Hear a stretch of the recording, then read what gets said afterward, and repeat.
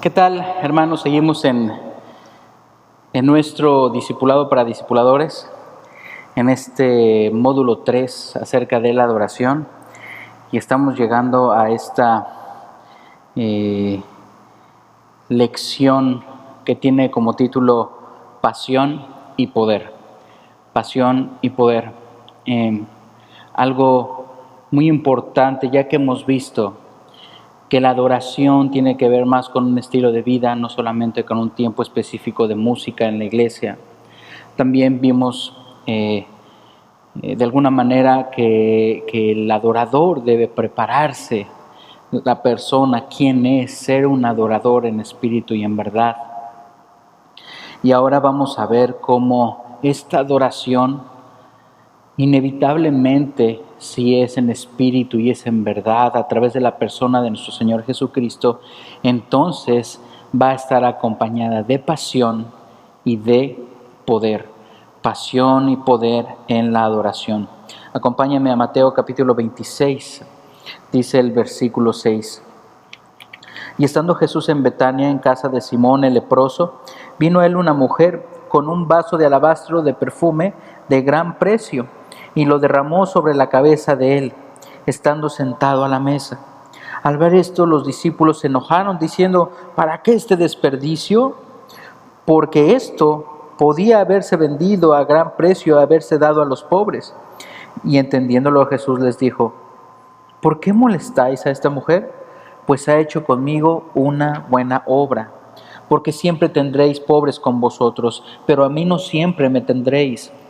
Porque al derramar este perfume sobre mi cuerpo, lo ha hecho a fin de prepararme para la sepultura. De cierto os digo que donde quiera que se predique este evangelio en todo el mundo, también se contará lo que está hecho para memoria de ella. John Piper dice esta frase: existen dos grandes pasiones en el universo, la pasión de Dios de ser glorificado y la pasión del hombre de estar satisfecho. Sin embargo, estos dos no necesitan estar en conflicto. Pueden llegar a la plenitud simultáneamente mediante la adoración. Porque Dios es más glorificado en mí cuando yo estoy más satisfecho en Él solamente. Vemos en este pasaje que hay tres diferentes actitudes, respuestas ante la adoración. Esta mujer está derramando su corazón en adoración y hay esas tres diferentes respuestas. Vemos una respuesta en ira, lo podemos ver en los primeros versículos del capítulo 26 del Evangelio de Mateo. Estos líderes y religiosos que tenían una oposición hostil contra Jesús. También vemos que hay una actitud de adoración por esta mujer, María, la hermana de Lázaro y Marta. Pero también hay una actitud de indiferencia. Los discípulos diciendo: este es un desperdicio, esta adoración es un desperdicio. Pero vemos el ejemplo máximo de adoración, como lo vimos con esta mujer, una adoración con pasión, una adoración que está por encima de la religión, por encima de la indiferencia y la ira y por encima de la ira que puede provocar la adoración de una verdadera adoración, la adoración de María.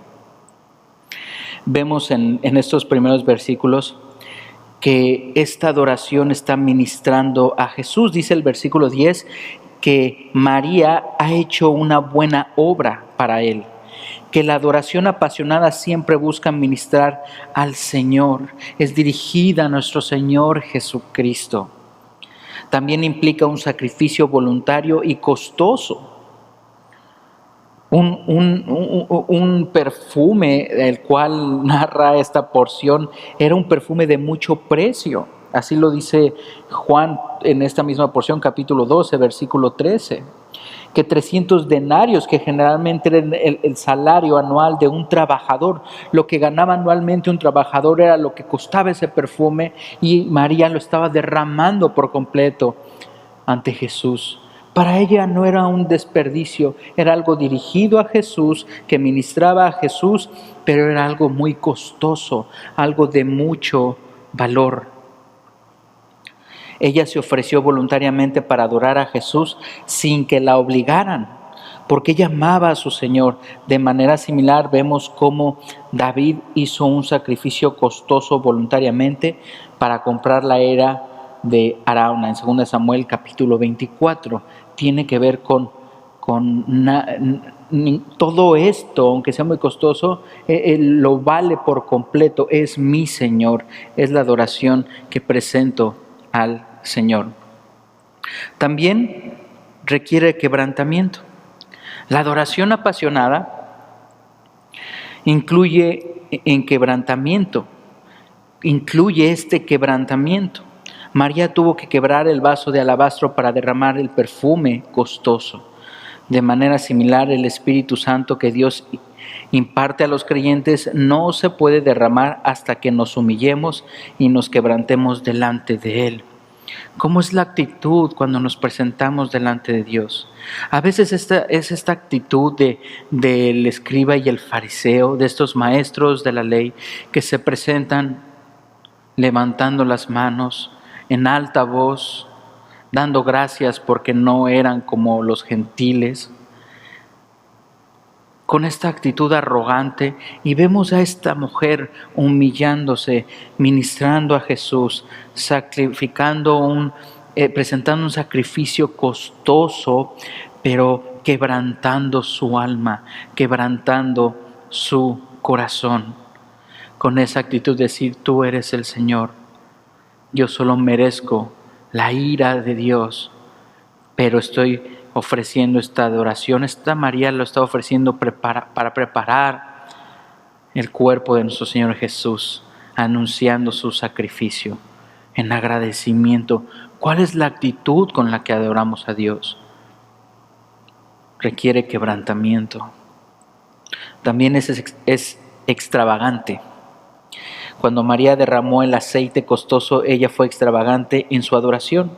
En Marcos 14:3, unge la cabeza de Jesús. En Juan 12:3, unge los pies y los enjugó con sus cabellos. Es una adoración de pies a cabeza.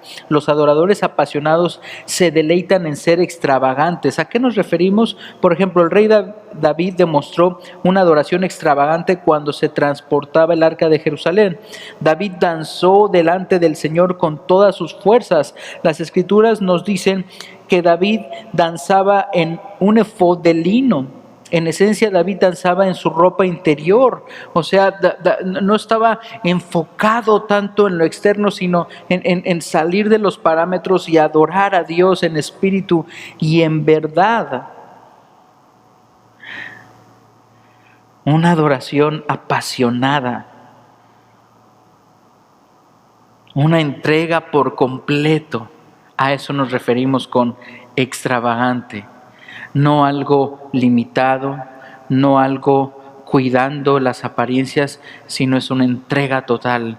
Una entrega muchas veces puede ser eufórica, con llanto, en adoración, un alzar la voz adorando a Dios. También tiene que ver una pasión, la pasión en la adoración tiene que ver con dar lo mejor. María le dio a Jesús lo mejor que tenía. El aceite costoso era algo muy preciado y María lo estaba guardando para ella misma, probablemente para el día de su boda. Sin embargo, ella lo mejor que tenía es lo que da a Dios. Y aquí de repente lo vamos a ver más específicamente en la segunda lección, pero entra este tema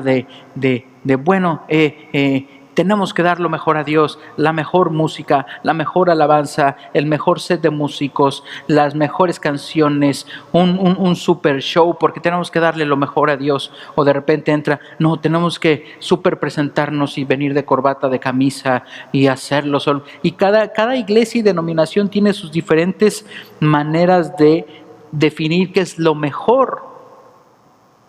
Pero vemos aquí que eso va más allá de lo externo.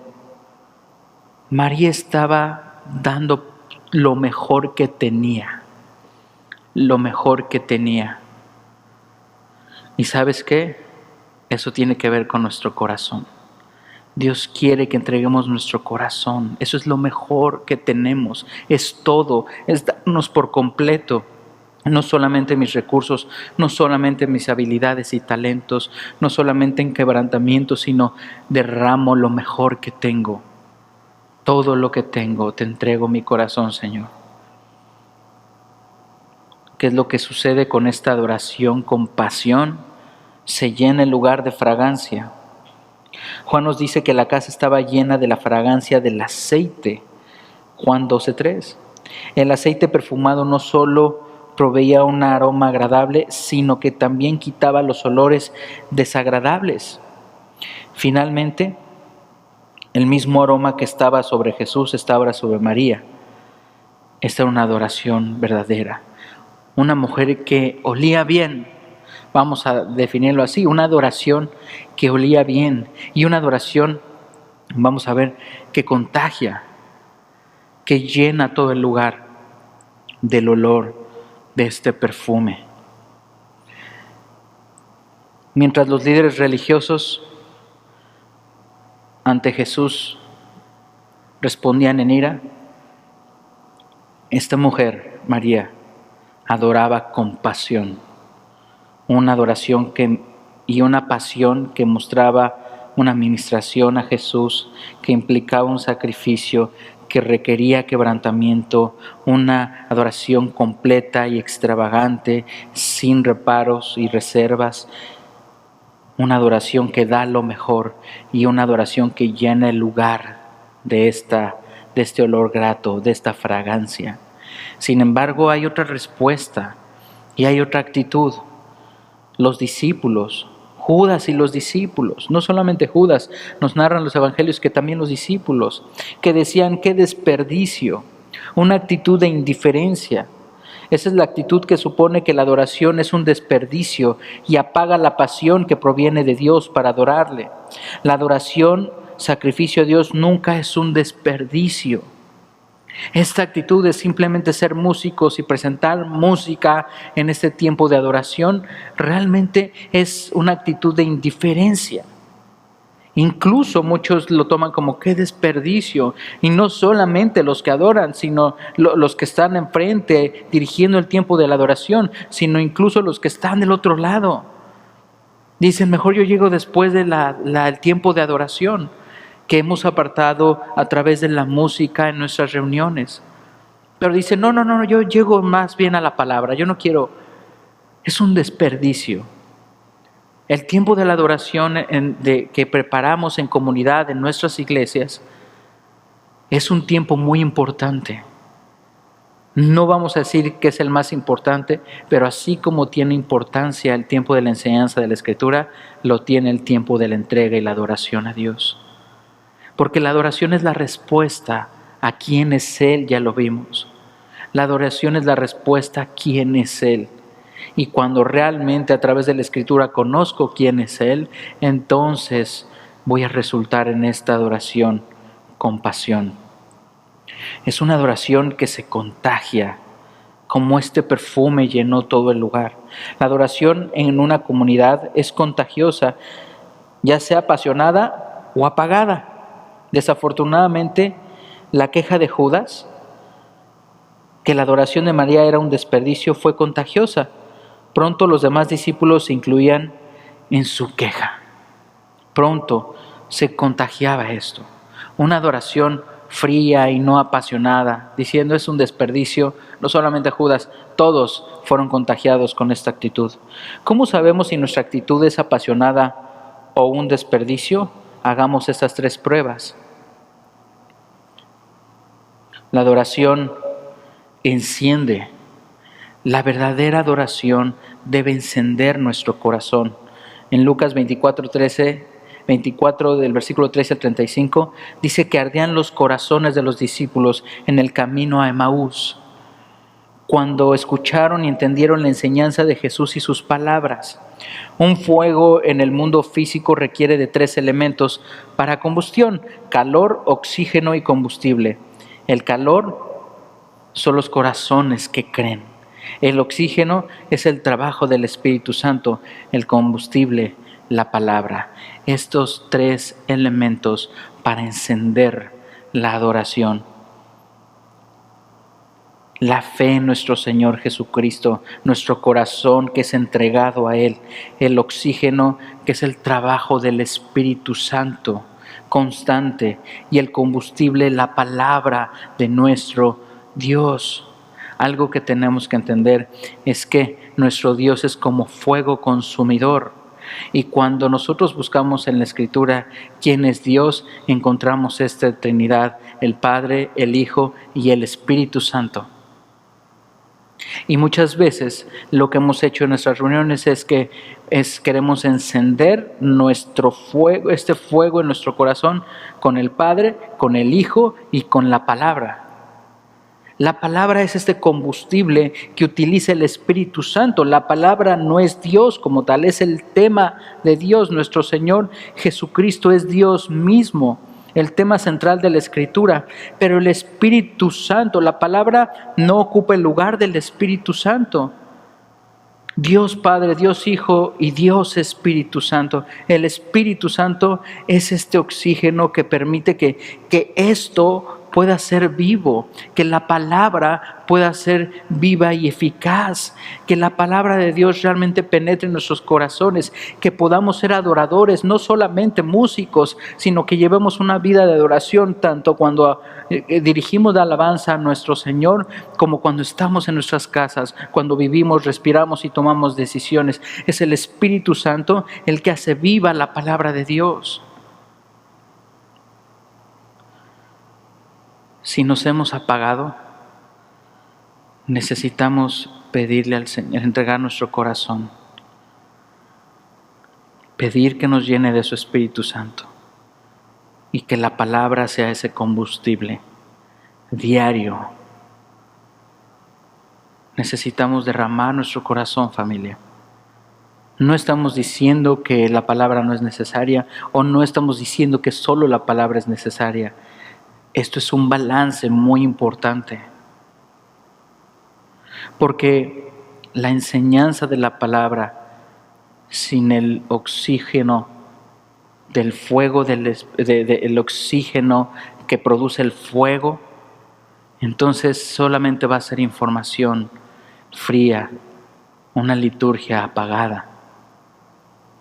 Pero cuando yo pido que su Espíritu Santo sea como ese oxígeno en mi corazón, entonces ese combustible, ya que entregué mi corazón como fuego, se alimenta y puedo llevar una adoración apasionada, encendida. Una adoración apasionada consume. La adoración apasionada se demuestra cuando el celo por Dios nos consume. ¿Recuerdas a Jesús? Juan capítulo 2, en esta escena de la purificación del templo, dice Charles Wesley, que escribió más de 6,000 canciones e himnos de adoración en un periodo aproximado de 50 años. Cuando llegaba al primer aniversario de su fe, escribió: «Oh, ¿para qué 1,000 lenguas canten mi grande alabanza de Redentor?». Wesley no buscaba que 1,000 personas cantaran a Dios, sino que quería 1,000 lenguas suyas para adorar a Dios. Esta es una imagen de adoración que consume. El celo de tu casa me consume, dice Jesús. Me deshace, me derrito en adoración por ti.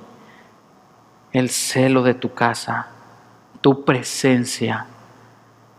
Ese velo se rompió y ahora podemos entrar confiadamente a través de Cristo Jesús.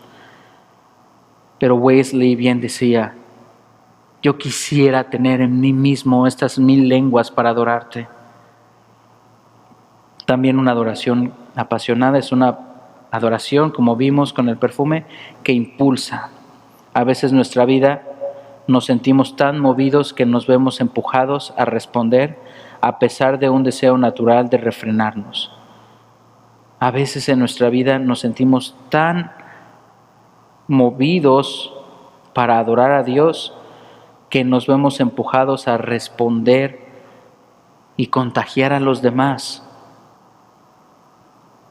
A pesar de ese deseo de refrenarnos de nuestra carne, la adoración apasionada impulsa a nuestro corazón, impulsa a los demás.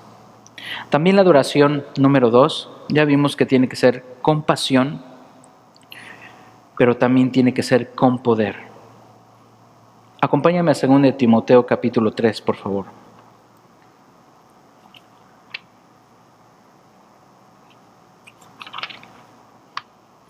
2 Timoteo capítulo 3, dice el versículo 1. También debes saber esto, que en los postreros días vendrán tiempos peligrosos, porque habrá hombres amadores de sí mismos, avaros, vanagloriosos, soberbios, blasfemos, desobedientes a los padres, ingratos e impíos, sin afecto natural, implacables, calumniadores, intemperantes, crueles, aborrecedores de lo bueno, traidores, impetuosos, infatuados, amadores de los deleites más que de Dios, que tendrán apariencia de piedad, pero negarán la eficacia de ella. A estos evita. A estos evita. ¡Wow! Parecería un mensaje bastante duro de Pablo, una instrucción bastante duro de Pablo a Timoteo. Evita. Oye, Pablo, Dios nos ha llamado a la unidad. ¿Por qué estás pidiendo que Timoteo evite a estos hombres? En esta segunda carta de Pablo a Timoteo, que era un pastor joven, le advirtió que en los días antes de la venida de Jesús habría tiempos difíciles y personas contumaces. Pablo explicó que una de las características de los tiempos serían personas que tendrían una forma religiosa, pero que negarían el poder de la piedad. En otras palabras, habría un pueblo espiritual que creería en muchas filosofías distintas, así como quienes se llaman cristianos y que no tienen el poder para la piedad. El poder para la piedad y la eficacia de esta vida piadosa. Ahí es cuando podemos ver qué tanto la letra está matando o es realmente la palabra de Dios que está vivificando. ¿Cómo? Con nuestra vida, con la piedad. El verdadero poder de Dios es un combustible que me mueve hacia la piedad. Con frecuencia las personas siguen el procedimiento de ir a la iglesia y cantar, pero en efecto están jugando a la iglesia. En lugar de apropiarse del poder de Dios, están dispuestos a aceptar uno falso, un poder falso. Y es solamente vengo a la iglesia, como dice este comentarista, jugamos a ser iglesia, pero el poder en la adoración, el poder, el verdadero poder de Dios me va a impulsar a una vida de adoración real. ¿Y cómo se va a ver? Con una vida de piedad, con una vida de piedad. Y dice, ten cuidado. Pablo le dice a Timoteo, ten cuidado. Y si Pablo se lo dice a Timoteo siendo inspirado por Dios, yo creo que también el día de hoy necesitamos hacer ese llamado. Como pastores, como maestros, como miembros del cuerpo de nuestro Señor Jesucristo. Cuidado con esa adoración que no tiene poder, es una imitación, es religiosa, tiene que ver con mis obras, con lo que tienes que hacer, cómo te tienes que ver, cómo tienes que caminar, el tono de la voz, cómo te tienes que vestir, pero deja a un lado el corazón. Y eso se puede ver como en sus vidas. Unas vidas carentes de arrepentimiento, unas vidas en lo familiar destruidas, frías, sin fuego, sin caminar en la verdad. Una vida religiosa. ¿Cuál es el poder de Dios? El poder para la piedad lo tenemos por medio del Espíritu Santo de Dios. Sin el Espíritu no hay nada que agrade a Dios y no hay poder. El poder de Dios se manifiesta en la adoración por el Espíritu de Dios. El poder está a nuestro alcance y es para agradar a Dios, vencer al enemigo y liberar al pueblo de Dios. ¿Cuáles son los frutos del poder del Espíritu Santo? Ya vimos, se va a manifestar en la adoración, está al alcance de nosotros para agradar a Dios, para vencer al enemigo y liberar al pueblo de Dios. Hoy en día, Jesús dijo en Juan 14:6, yo soy el camino, la verdad y la vida, y nadie viene al Padre si no es por mí. Solo es a través de nuestro Señor Jesucristo. Pero podemos añadir que el cristiano no puede caminar por ese camino si no es a través del poder del Espíritu Santo. Así lo dijo Jesús, les conviene que yo me vaya.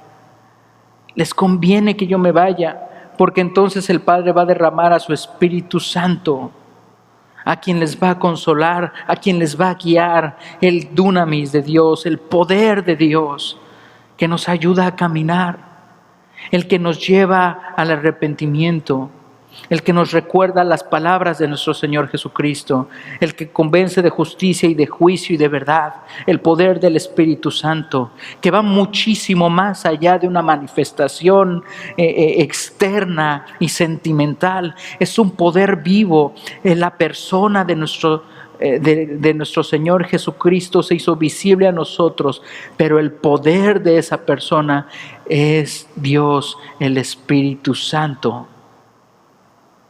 No es una energía, no es un sentimiento, es una persona, el Espíritu Santo, que también puede ser contristado.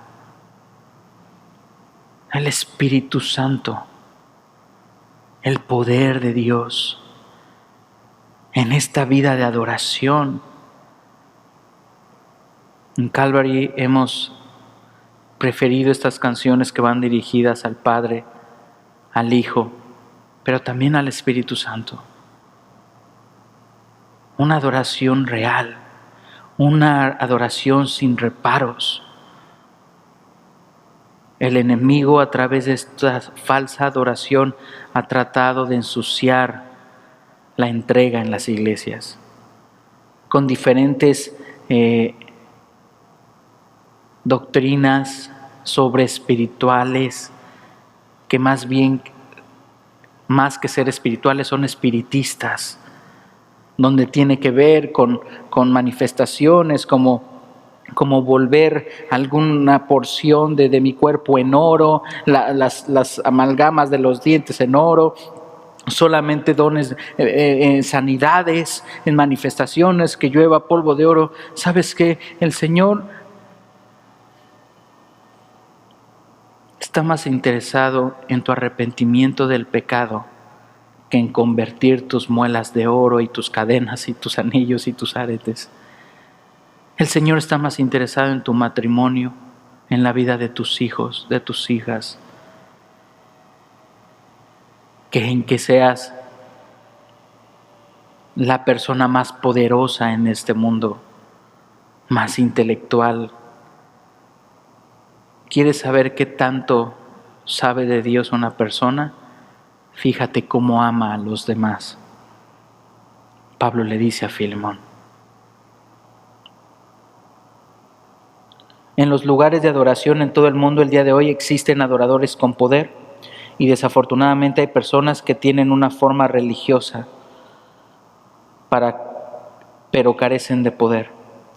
De manera similar, en iglesias en todo el mundo actualmente hay congregaciones de personas que adoran a Dios en poder y algunas que carecen de ese poder. Las personas pueden venir a la iglesia y cantar canciones durante un servicio de alabanza en la iglesia, pero nunca experimentan el poder de Dios en la adoración. ¿Es real o falso? Por otro lado, cuando se manifiesta el poder de Dios, estamos conscientes de haber entrado en la presencia de Dios y nuestra vida es cambiada. ¿Cómo podemos saber si realmente es real el poder de Dios, si realmente viene de Dios ese poder en la adoración? Bueno, se va a manifestar en una vida cambiada. El fruto que resulta de esto es un carácter a la imagen de Cristo o de piedad. Según Gálatas 5, del 22 al 23, el fruto del Espíritu es amor, gozo, paz, paciencia, benignidad, mansedumbre, templanza, bondad, fe.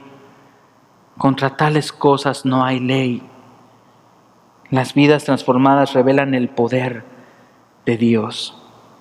El problema de los que son falsos Pablo le advierte a Timoteo acerca de las personas que tenían la apariencia de piedad porque niegan el poder de la piedad, que se resisten o se oponen a la verdad de la manera que Janes y Jambres resistieron a Moisés. ¿Quiénes son Janes y Jambres? ¿Y cómo resistieron a Moisés? ¿Y qué tiene que ver su posición con el poder de Dios y la adoración? Si vemos todo este texto, Janes y Jambres también tenían el poder, pero tenían poder, pero era una imitación del poder de Dios. ¿Cómo es que parecía que los hechiceros duplicaron el poder de Dios? ¿O eran trucos de magos o estaban demostrando poder demoníaco?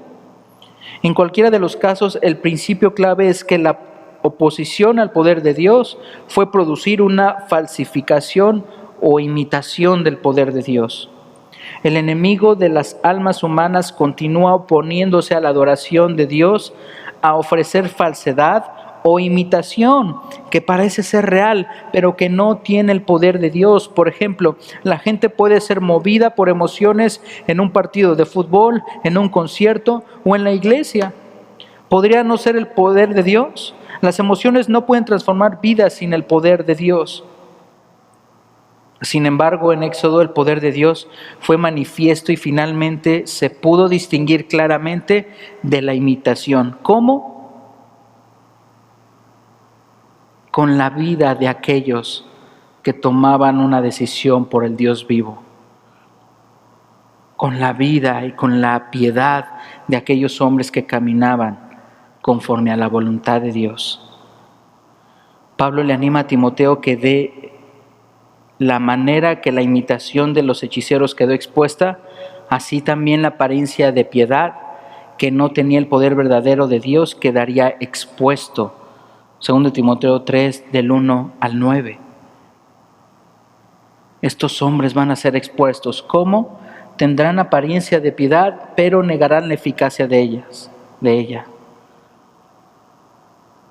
Son hombres que manifiestan amor a sí mismos, avaros, vanagloriosos, soberbios, blasfemos, desobedientes a los padres, ingratos, impíos, sin afecto natural, implacables, calumniadores, intemperantes. Tienen apariencia de piedad, pero se manifiesta todo esto. Y eso es un parámetro para decir, eso no es el poder de Dios. Tienen apariencia de piedad, pero están negando la eficacia de ese poder en sus vidas.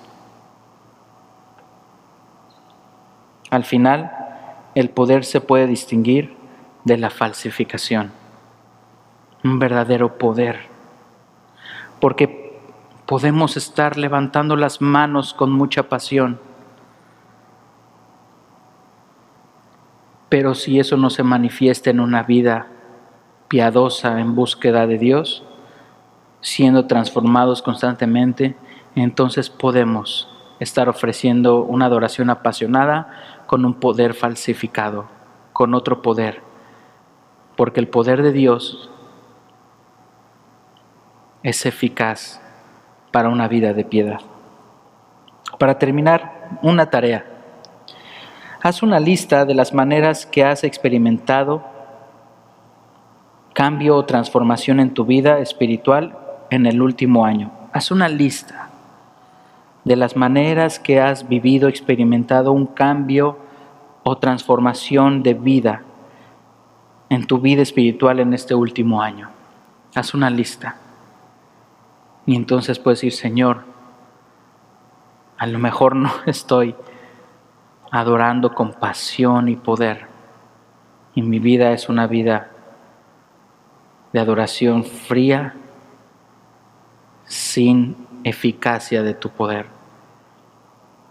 Señor, yo te ruego que nos lleves a ser verdaderos adoradores en espíritu y en verdad.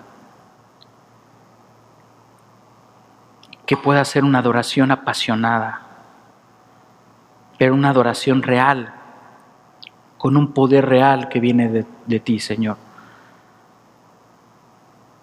Padre, queremos entregar lo mejor, queremos derramarnos por completo, por encima de nuestros parámetros, religiones, temperados y maneras de hacer y ser adoradores, Señor.